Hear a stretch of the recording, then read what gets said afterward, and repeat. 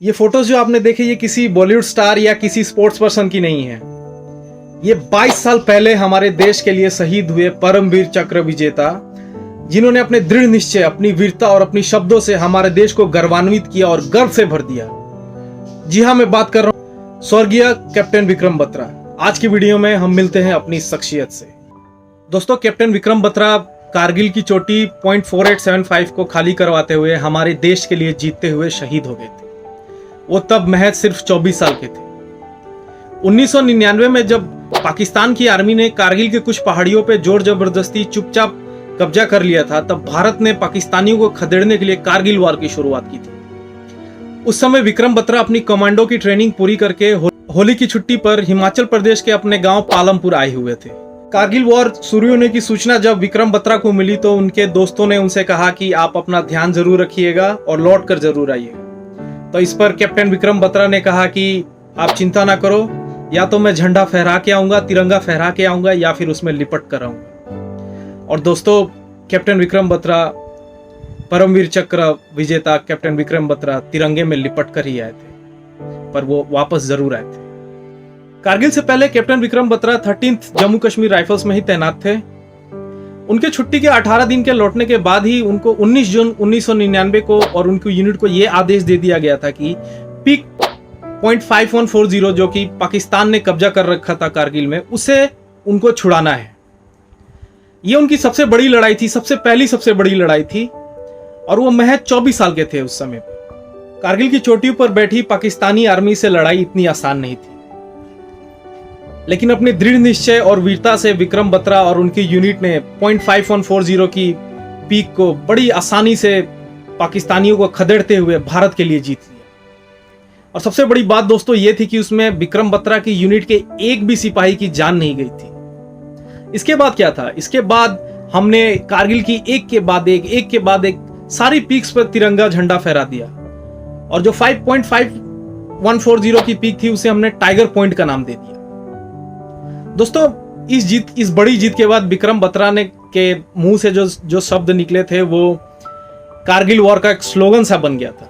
वो शब्द थे, ये दिल मांगे मोर। जब उनके सीनियर ऑफिसर्स ने कहा कि विक्रम अब आप नीचे आ जाइए क्योंकि आपने अपना पीक जीत लिया है, तो उन्होंने ये कहा कि सर अभी तो बहुत सारे पीक्स बाकी हैं, ये दिल मांगे मोर, और मैं जब तक सारे पीक्स जीत के नहीं आऊंगा तब तक मैं नीचे नहीं आऊंगा।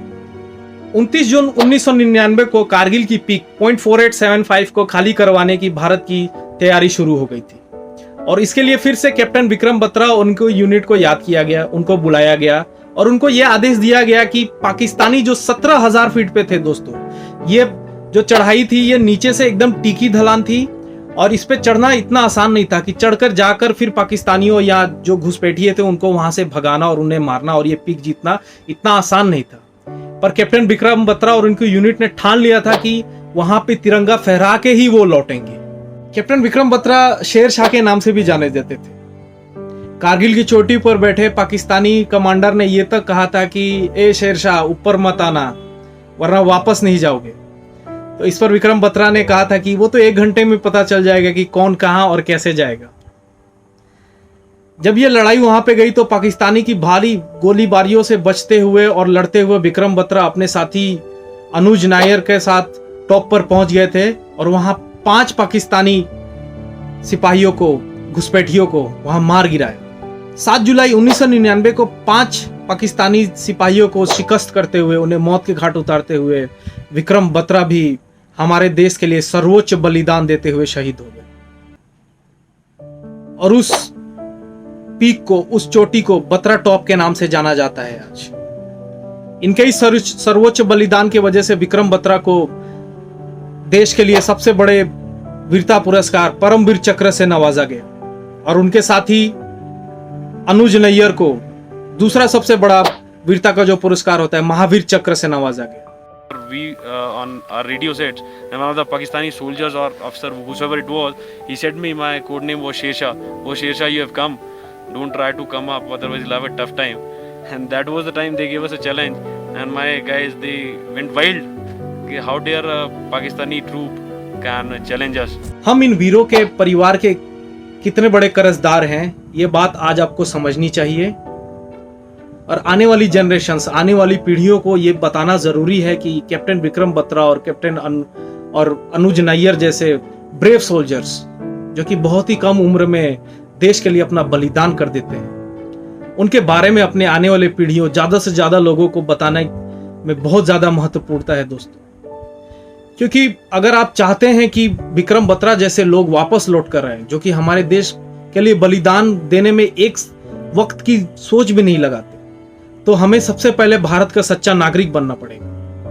हमें भारत के लिए, जो भारत के अंदर जो चल रहा है, जो भी कास्टिसिज्म चल रहा है, या रिलीजन बेस्ड वॉर्स चल रहे हैं, या जो पॉलिटिकल्स अमेंडमेंट्स चल रहे हैं, उन सब से लड़के आगे बढ़ना है और हमारे देश का सच्चा नागरिक बनना है।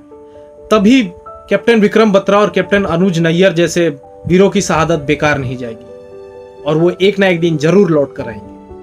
विक्रम बत्रा और अनुज नैयर जैसे ब्रेव सोल्जर्स से हमें क्या सीखने को मिलता है दोस्तों, कि जब जीवन में कठिन परिस्थितियां आए, चुनौतियां आए, तो हमें उनसे हार नहीं मानना है। उनकी चोटियों पे चढ़कर ये बोलना है कि ये दिल मांगे मोर, और उन सभी कठिन परिस्थितियों को परास्त करना है। इस वीडियो को लाइक शेयर जरूर करें, शेयर ज्यादा से ज्यादा करें दोस्तों, ताकि लोगों को इन लेजेंड्स के बारे में ज्यादा से ज्यादा पता चले। और मेरे चैनल को सब्सक्राइब करना ना भूलें। मिलते हैं अगले वीडियो में दोस्तों, तब तक के लिए दिल मांगे मोर। जय हिंद।